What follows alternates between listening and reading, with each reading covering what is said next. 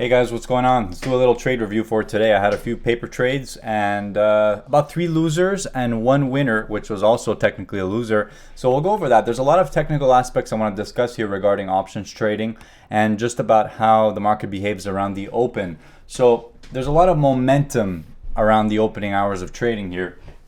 And we need to understand that when something does a strong reversal, there's a more likely chance of at least 2 legs in the direction of the reversal. And I was very eager to trade against this reversal today, and that's why I ended up taking some small losses. So we'll go over that real quick. Now, all of the trades I took today were paper trades because I'm taking a week off of live trading. But let's go over the trades anyways, because I'm still recording the trades and adding them to my trading logs, okay? So here we go here. The first trade of the day was on SPY. I got into the 257 calls at 9:53, which was around here, this dip buy setup here. Now, can you see that? Am I in the way at all? Okay, I'm not in the way. That's good. So right around here at this dip buy setup. So I saw this coming down to approximately the low of the day after this giant reversal, and I tried to buy the dip with this as my stop. But generally, this was not a good setup because when the market makes a strong reversal like that, that's 1 leg down, and now we're pausing, and there's still a likely chance of a second leg down because of the way the reversals work. And this always happens in either direction, where the market will drastically move in one direction, then we'll get a drastic reversal in the opposite direction, and you can expect at least 2 legs in the direction of the reversal.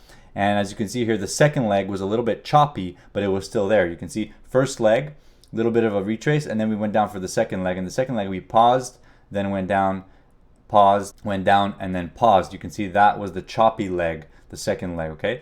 Now, it depends on how you look at it, what time frame you look at it on, but you can see on the 5-minute time frame, this looks like one big leg. I'll get rid of all the drawings just so you can see that. This looks like one big leg down, although I would categorize the first leg as stopping near the low of the day, which was around here. 242.54, and then we got the second leg down, which would have led us about 241, and then we got a third leg down, which took us all the way down to 239.76. okay, now on the third leg down, that was when I took another trade. Now I tried to buy the dip twice, first time here, second time here, and both of those failed. Okay, so that just goes to show you that you're not going to make money trading in the opposite direction of the momentum of the market, especially in the opening hours of the trading session, okay? Strong reversal down. You shouldn't be trading against that.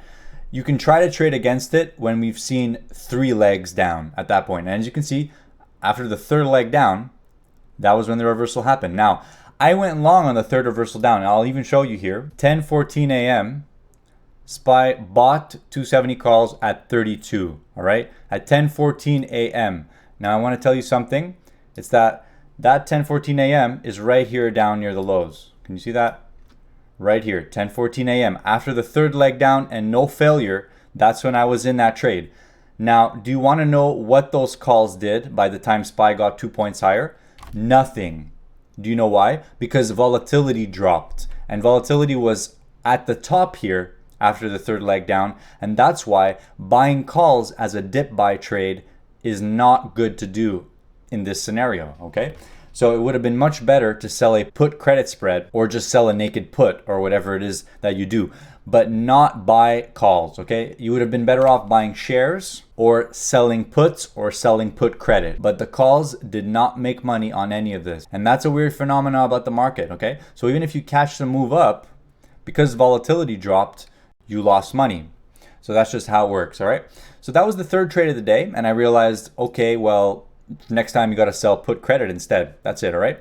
The last trade of the day here was on Apple, and still this trade is slightly valid, but again, I got into some puts here, assuming that we were going to see a reversal near this point where we started to see a micro double top. Here you can see first leg up, second leg up, third leg up, no follow through. At that point, I was looking to get short, and I got short the market, except that I got filled a little bit too high on the puts. And by the time the puts were, when Apple was trading down here, the puts were not even in profit. So very important to fill your options on a downtick and sell them when they're on an uptick. Very tricky game, guys. Options are not easy, and you need to be aware of all these things like volatility and supply and demand of the option. If the demand is high, the options are going to be overpriced. If the demand suddenly drops, then the option is not in demand. So you need to give a benefit of the doubt to the price action you're seeing on the chart. And if you're able to fill an option contract on a downtick, then you can take advantage of that and then sell it when the market is on an uptick, all right, in the favor of that option contract. So that's just about it for today, guys. So I had 4 trades, 3 losers, 1 slight winner. And the winner would have been a huge winner if I would have sold a put credit spread instead of buying calls.